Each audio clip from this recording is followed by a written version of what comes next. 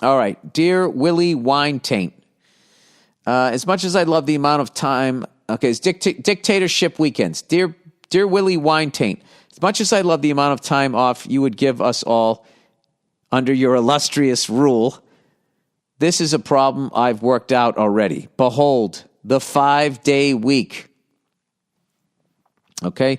We have our current, okay, all right, the 5-day week, all right.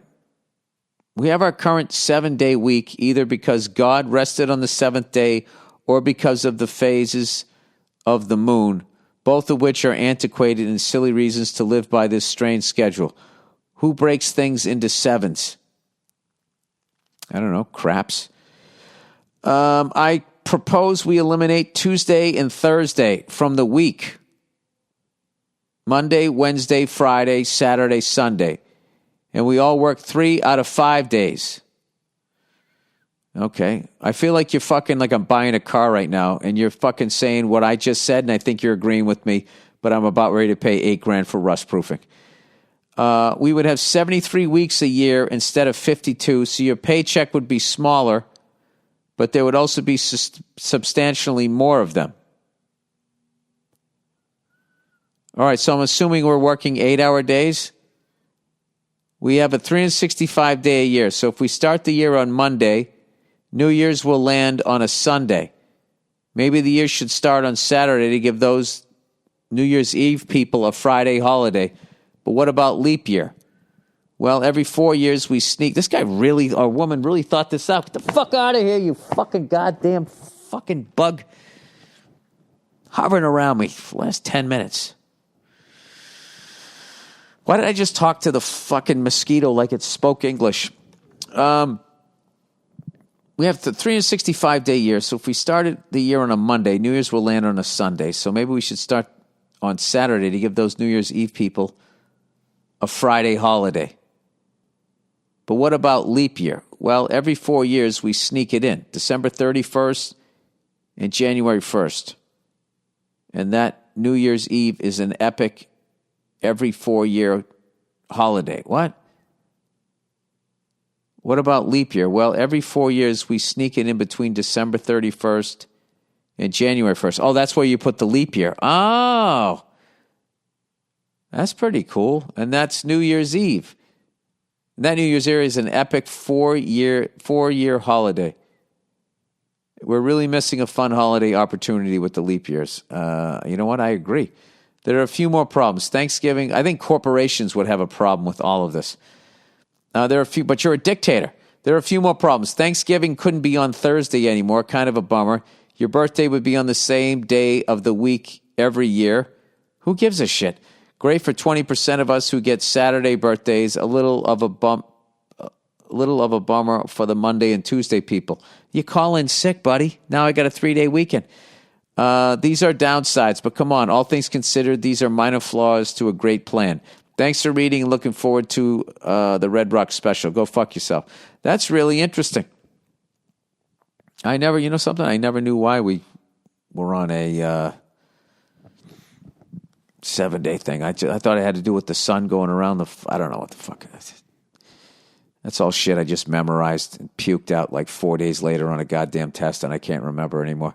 All right, Dictator. Dear Billy Eggnog Tits. I resent that. Your ideas about being a dictator got me thinking, if given full rule, my first order would be to get everyone who disagrees about everything in the same room and lock them in there till they figure shit out.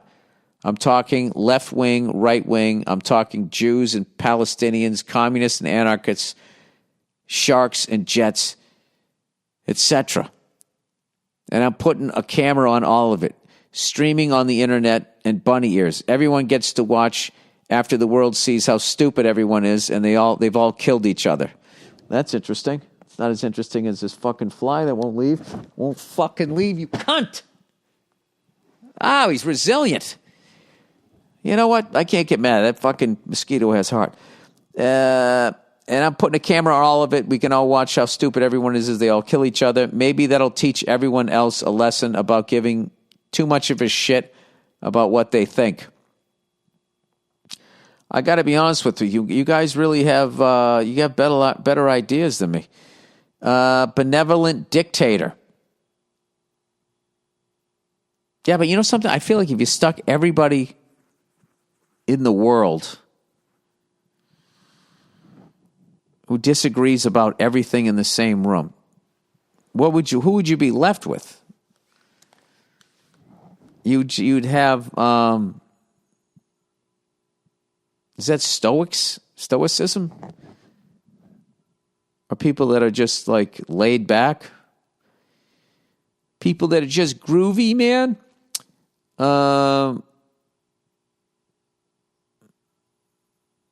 Yeah, it's fucking interesting.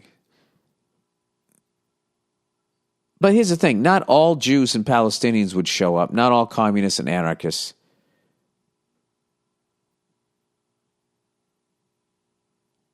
I mean, how would you do that?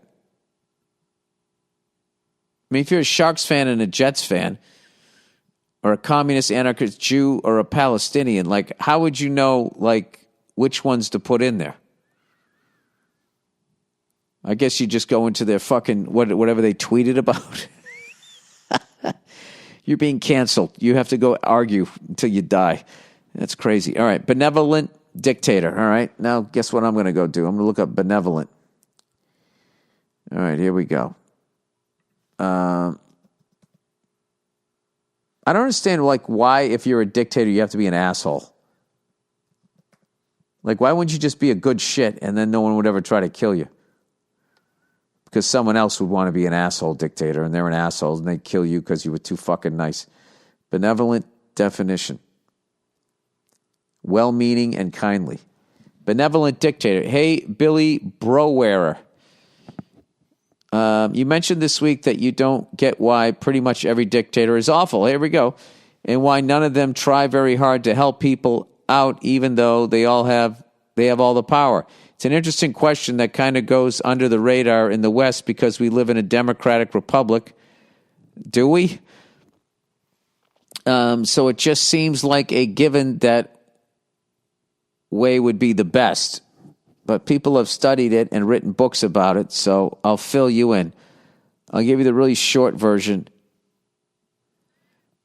and link some more detailed explanations if you're interested and want more. What it really comes down to is that a dictator needs to keep the army happy or they get replaced with somebody else. There's other people. What are you talking about? It's the fucking army. You know what I mean? You're in the army. You don't want to fucking go to war. You can just chill out. I think everybody just wants to fucking chill out. Wouldn't that be great? I'm in the army, but, there's no wars and nobody's really yelling at me and shit. And, once you get past wearing green clothes every day, it's pretty nice, man. There's other people they also need to pay, but the army is the most important. Any money that a dictator spends on good roads or schools is money that a rival can promise to the army as incentive for a coup. Oh, I see. It always comes down to money. And lowering taxes so people can build their own school or whatever is the same thing. One of your generals can promise to raise taxes to pay the army if they all agree to just kick you out and replace you with him. There's a big, long book I'm summarizing that you can read if you want. Dictator's Handbook, Behavior, Almost Politics. Well, let's see what the name of this book. Open the link. The book is called The Dictator's Handbook, Why Bad Behavior is Almost Always Good Politics. And there's also a 10-minute long video based on the same book if you want something in between. All right. The name of the video is... Do you want to rule? Do you see the problems in your country? The Rules for Rulers. Oh, that seems fucking cool. That just made me miss weed. It's fucking freaking me out, man. All right, have a great holiday season and bet on the Bengals. It's finally our time. Yeah, you guys seem all right. I don't know how you did today. Oh, you lost to the Chargers. Yeah, I just don't understand. I guess that saying is true. Money is the root of all evil. I just don't understand why people just can't be nice to other people Like, why you just can't get the momentum going in that way? You know what the nicest conversation I had today? You know, I take my old T-shirts and I bring them to these homeless encampments because I'm not taking them to Goodwill. So I was driving over. I was doing some, nieces and nephew shopping, right? So I was getting some gift cards and shit, some cool sneakers or whatever. And so I was like, all right, I'll handle that, and then I know where there's this homeless encampment. I just drove past. There was another one because there's so many of them out here. So I pull over and I just got the bags out, and I see this woman, I think, one of those deals, right? And I'm like, hey, I got some, T-shirts here if you need some. And she just goes, oh, thank you, sir. I go, you're welcome. That was it. I felt good. This person needed something. They were appreciative. It was like the best fucking... It was like literally one sentence each. And it made me, feel good that I did it. And it made me look back to see the person pick them up. And then it made me hope that they were going to be okay. I don't understand why. I'm going to watch that video because it just fucking I just really don't fucking get it. Being in fucking show business, why, the way business is done is just so, and that's what people say. Well, this is the way business is done. It's like, how much do you have to fucking take? It's fucking nuts. That's really fucking, the whole thing is insane.